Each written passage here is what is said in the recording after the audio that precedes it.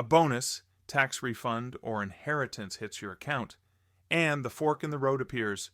Put it all to work today, or ease in on a schedule that stretches the entry over time.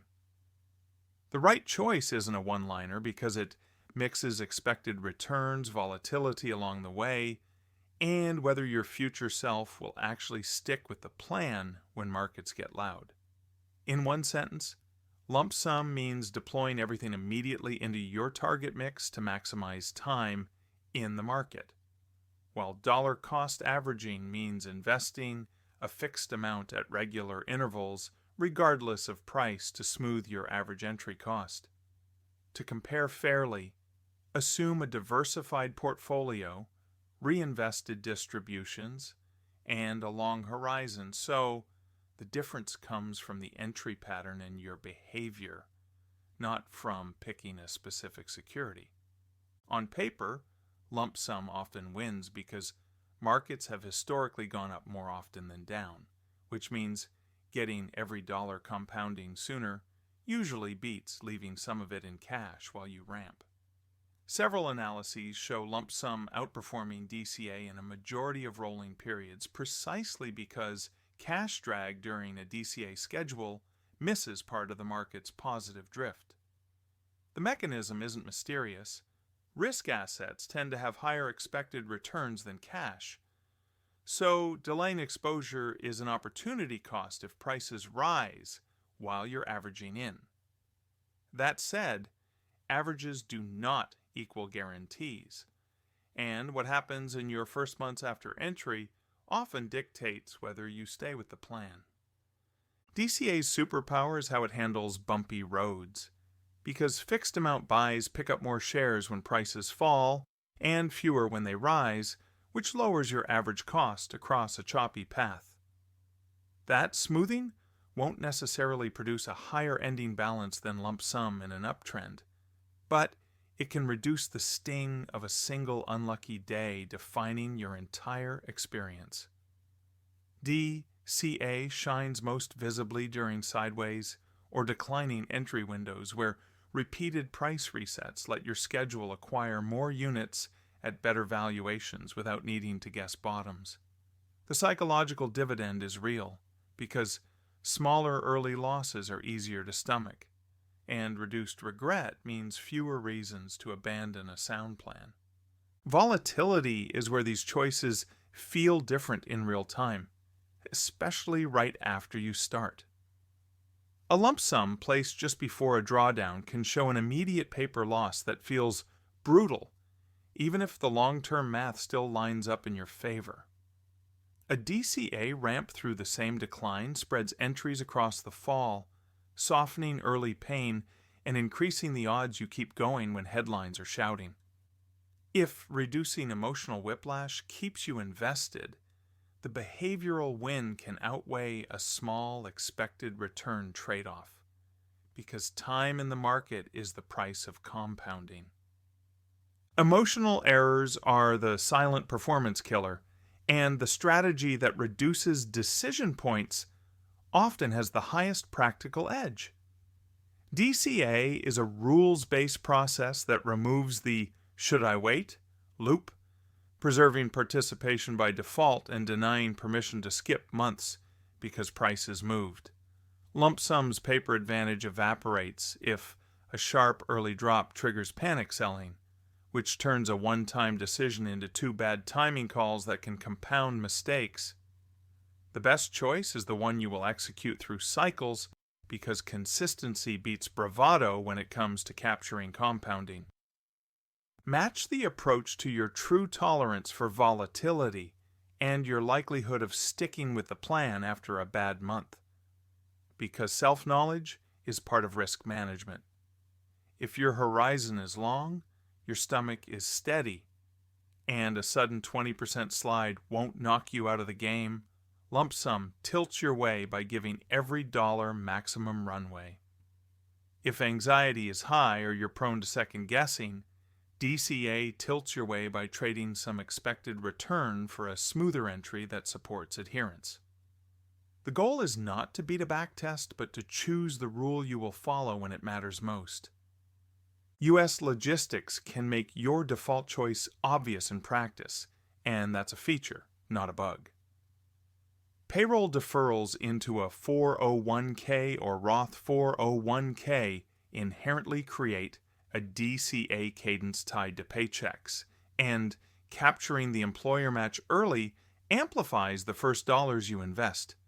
Outside the workplace, an IRA or Roth IRA can be funded as a January lump sum or with monthly auto debits, and the same trade-offs apply with different tax treatments.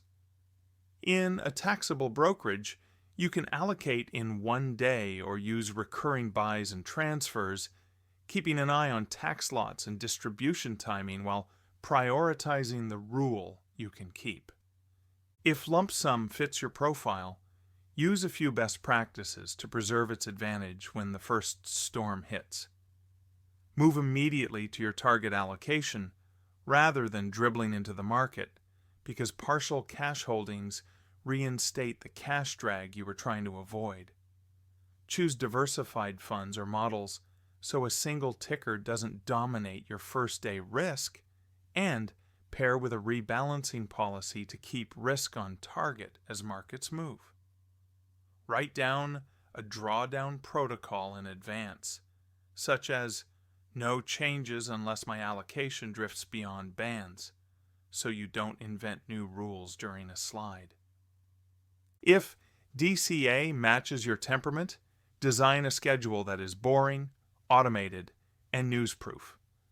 Pick a cadence like monthly or bi-weekly, and a duration like 6 to 12 months that gets you fully invested on a timeline you won't be tempted to extend.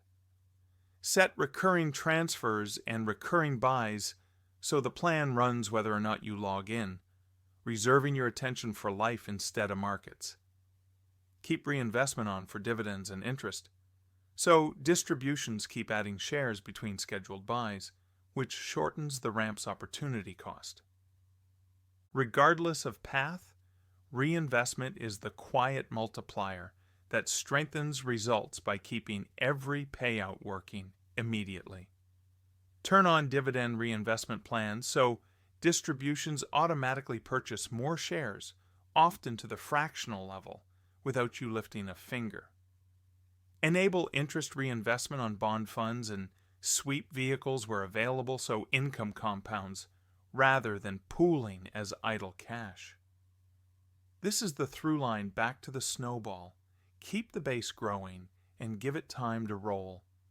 Taxes and fees are the frictions you control, and lower friction narrows the gap between what your portfolio earns and what you keep. Favor low-cost, diversified vehicles, so tiny expense differences don't compound into large drags over a decade. Prefer tax-advantaged wrappers first, traditional and Roth, so more of each year's return stays invested regardless of whether you chose lump sum or DCA. In taxable accounts, mind distribution timing and holding periods, but never let tax tail wag the strategy dog that preserves your discipline. Market regimes and edge cases can flip expectations, which is another reason to pre-commit to your rule. A lump sum right before a severe drawdown can underperform a DCA that spreads entries across falling prices, while a rapid melt-up can favor lump sum over a slow ramp. Valuation extremes or policy shocks can dominate short windows, but no strategy eliminates uncertainty. Both translate uncertainty into a process you can repeat. The job is to press repeat on your process, not to outguess the next headline. If you want the middle path, use a hybrid that blends time and market with behavior support. A common approach is to invest a portion immediately, say 50 to 70%, and DCA the remainder over a fixed 6 to 12-month window, then stop and stay fully invested. Shorten the ramp if your confidence is high, and lengthen it if anxiety is elevated, but write it down so you don't expand the schedule midstream. Keep all of it automated so you aren't tempted to optimize each month. which is usually code for trying to time. Here's a simple decision rule you can use on your next windfall. If your horizon is long, your tolerance steady, and your portfolio defined, default to lump sum into your diversified target and let time do its work.